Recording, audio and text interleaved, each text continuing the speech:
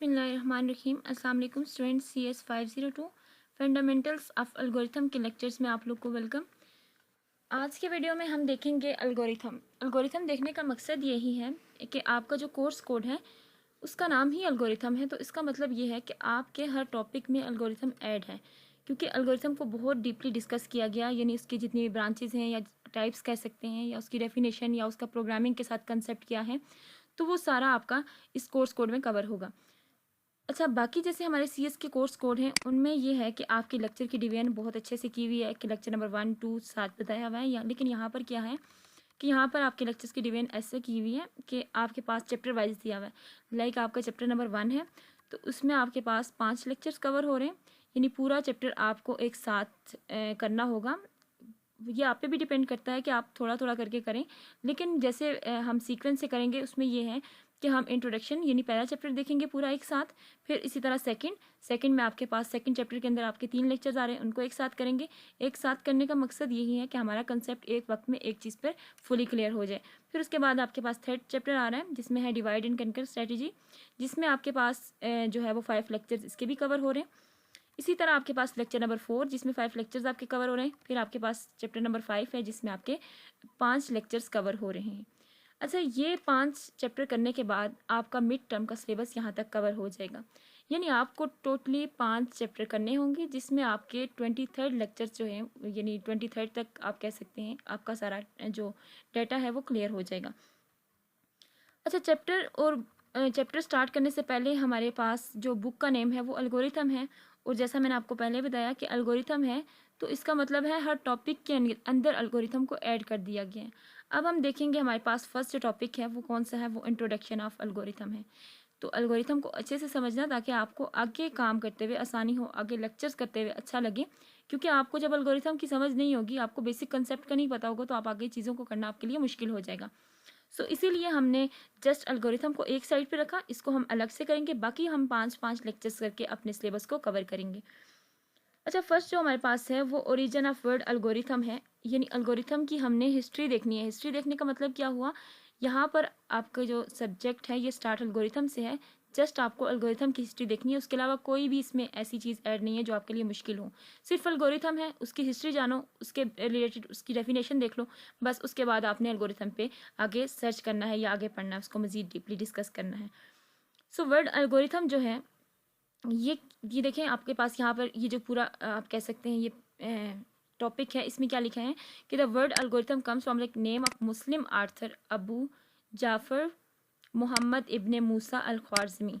ठीक है, एक लेंथी नेम है, लेकिन ये क्या था, एक मुसलमान मुसन्निफ कह सकते हैं आप, आर्थर ठीक है, मुसन्निफ को कहते हैं। अबू जाफ़र बिन मूसा अल ख्वारज़मी के नाम से, ख्वारज़मी जो है ये बेसिकली जगह का नाम है, ठीक है, इसने अपनी जगह के नाम से, और इसी नाम से फिर इसने एल्गोरिथम को बनाया, और साथ साथ अलजबरा वगैरह जितना भी कंसेप्ट था फिर इसने इसको बनाया। नाम आपको पता चल गया। अब ये जो अबू जाफ़र बिन मूसा अल ख्वारज़मी थे, इन्होंने क्या कहा था कि इन्होंने कहा था कि आपके पास जब भी कोई मुश्किल टास्क आता है या आपके पास एक बहुत लेंथी टास्क आपके पास होता है, तो आप उसको एकदम सॉल्व नहीं कर सकते, यानी एक वक्त में सारा एकदम आप सॉल्व नहीं कर सकते। आप उसको कैसे सॉल्व करेंगे, उसके सॉल्व करने के लिए उसका नज़रिया ये था कि आप उसको छोटे छोटे स्टेप में डिवाइड करोगे और ऐसे स्टेप बनाओगे या ऐसे उसके पार्ट बनाओगे कि वो मज़ीद पार्ट में डिवाइड ना हो सके, फिर आप जाके उस प्रॉब्लम को सॉल्व कर सकते हैं। यानी ये इसका कंसेप्ट है या इसका नज़रिया, और बेसिकली होता भी ऐसा ही है। आपके पास जब प्रॉब्लम आती है वो बहुत लेंथी अगर हो तो आप क्या करते हैं, छोटे छोटे पार्ट्स उसके बनाते हैं, फिर उसके बाद जाके वो प्रॉब्लम ईजिली सॉल्व हो जाती है। तो ख्वारज़मी का भी यही कंसेप्ट था, उसने भी यही कहा था कि आपने प्रॉब्लम को स्टेप और सीक्वेंस से करना होगा, तभी जाके आप कर सकोगे।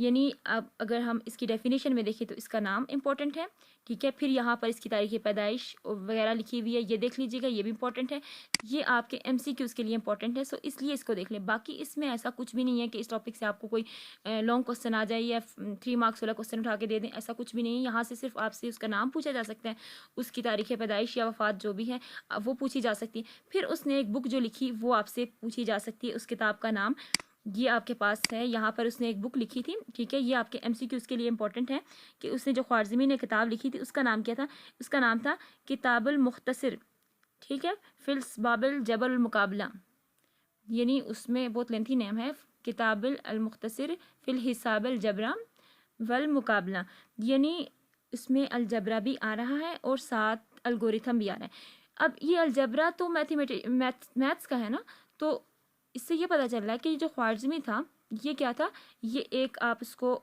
میتھمیٹیشین کہنے کی جگہ آپ ایک ریاضی دان کہہ سکتے ہیں، لائک میتھس کے پرابلم سالو کرنے کا تھا، ٹھیک ہے، سائنٹسٹ تھا، اس کو میتھس بھی آتی تھی۔ اس وجہ سے اس نے کیا کیا کہ اس نے جو ہے وہ الجبرا کا کنسیپٹ آپ کہہ سکتے ہیں، اور ساتھ جو دوسرا کنسیپٹ آپ کا الگوریتھم کا ہے جس پہ آپ کی پوری بک بن گئی ہے، سو انہی کے کارنامے ہیں۔ پھر دیکھیں یہاں پر ایک اور چیز ہے جو آپ نے یاد رکھنی ہے۔ پہلے تو آپ نے اس کا نام، پھر وہ پیدا کب ہوئے یعنی تاریخ وفات اور پیدائش، اور اس کے ساتھ ساتھ یہاں پر ان کی ایک بیک گراؤنڈ یعنی اس کے پیرنٹس کے بارے میں بتایا گیا، یہ امپورٹنٹ نہیں ہے، جسٹ ان کے بارے میں آپ کو پتہ ہونا چاہیے۔ پھر انہوں نے جو کتاب لکھی تھی اس کتاب کا نام آپ کو پتہ ہونا چاہیے۔ یہ آپ کے الگوریتھم کا جو ہے وہ بیک گراؤنڈ ہے یا ہسٹری ہے یا اوریجن آپ کہہ سکتے ہیں۔ اب اگر ہم بات کریں الگوریتھم کی ڈیفینیشن کی کہ الگوریتھم کیا ہوتا ہے، تو دیکھیں ہم نے اگر ہم بات کریں میٹرک لیول کی بکس کی یا پھر انٹر میں یا بی ایس سی کے کمپیوٹر کی کسی بھی بک میں دیکھیں گے تو آپ کو کس طرح کی ڈیفینیشن ملے گی کہ algorithm is a set of instruction for solving a problem, کہ یہ سیٹ آف انسٹرکشنز ہے۔ لائک ہم اگر ڈیلی لائف سے ایگزامپل دیں تو وہ ایک ریسیپی لے سکتے ہیں کہ جو کنسسٹ کس پہ ہوتی ہے، اسپیسیفک آپ انسٹرکشنز پہ کنسسٹ ہوتی ہے، پھر آپ اس میں کیا کرتے ہیں، اس کی مدد سے آپ ایک ڈش کو جو ہے پریپیئر کرتے ہیں۔ یہ آپ الگوریتھم کی ایک فارمل ڈیفینیشن آپ کہہ سکتے ہیں اور ساتھ اس کی ایگزامپل لے سکتے ہیں۔ لیکن ہم تو اپنے کورس کے ویو سے دیکھیں گے اس کی ڈیفینیشن کو، یعنی کورس کے پوائنٹ آف ویو سے دیکھیں گے۔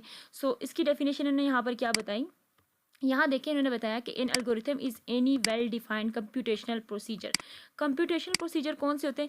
جس میں آپ پلس بھی کر سکتے ہو اور مائنس بھی کر سکتے ہو، یعنی جمع اور تفریق آپ کہہ سکتے ہو، ٹھیک ہے، وہ کام آپ اس میں کر سکتے ہو۔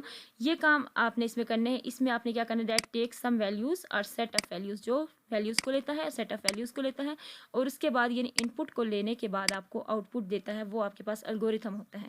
لیکن یہاں پہ کیا بتایا ہوا ہے کہ یہ سیکوینس آف کمپیوٹیشنل اسٹیپ ہے جو آپ کے ان پٹ کو ٹرانسفر کدھر کرتا ہے، آؤٹ پٹ میں ٹرانسفر کرتا ہے۔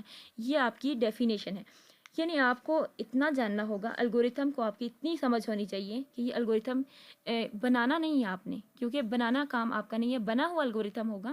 آپ کو یہ پتہ ہونا چاہیے کہ کون سے سٹیپ کیسے فالو ہوگے، کیسے کام کرے گا الگوریتھم۔ سو یہ تھا ہمارے پاس الگوریتھم کا کنسیپٹ۔ ہوپ سو کہ آپ کو الگوریتھم سمجھ آ گیا ہوگا کہ الگوریتھم کیا ہے، سٹیپ بائی سٹیپ پروسیجر ہے۔ لیکن آپ نے یہاں پر اس کے لیے کون سی ڈیفینیشن لکھی کہ یہ کمپیوٹیشنل پروسیجر ہے جو آپ سے سیٹ ویلیوز لیتا ہے، سیٹ آف ویلیوز کہہ سکتے ہیں، یعنی ان پٹ لیتا ہے پھر آپ کو آؤٹ پٹ دیتا ہے۔ اور جیسے جس نے اس الگوریتھم کو بنایا اس کا نظریہ بھی یہی تھا کہ آپ کسی بھی پرابلم کو جب تک آپ چھوٹے چھوٹے حصوں میں ڈیوائڈ نہیں کرو گے آپ پرابلم کو سالو نہیں کر سکتے۔ So with the help of algorithm ہم باقی لیکچرز دیکھیں گے نیکسٹ ویڈیو میں۔ انشاءاللہ آپ کو لیکچر نمبر 1 سے لیکچر نمبر 5 تک ملیں گے، فل لیکچرز آپ کو 5 ملیں گے۔ سو نیکسٹ ویڈیو میں ہمارے 5 لیکچرز ایک ساتھ ہوں گے، جس میں آپ کے پاس نیکسٹ ٹاپک ہوں گے وہ سارے کلیئر ہوں گے، یعنی ایک چیپٹر ایک وقت میں کریں گے اور کم وقت میں کریں گے۔ پھر آپ کے پاس نیکسٹ جو ہے وہ ڈیفینیشن کے بعد جو ہے وہ الگوریتھم پروگرامنگ آ جائے گا، یعنی الگوریتھم کا پروگرامنگ کے ساتھ کنسیپٹ کیا ہے، سارے ٹاپک باری باری کریں گے۔ ہوپ سو کہ آپ کو سمجھ آ گئی ہوگی۔ اوکے، اللہ حافظ۔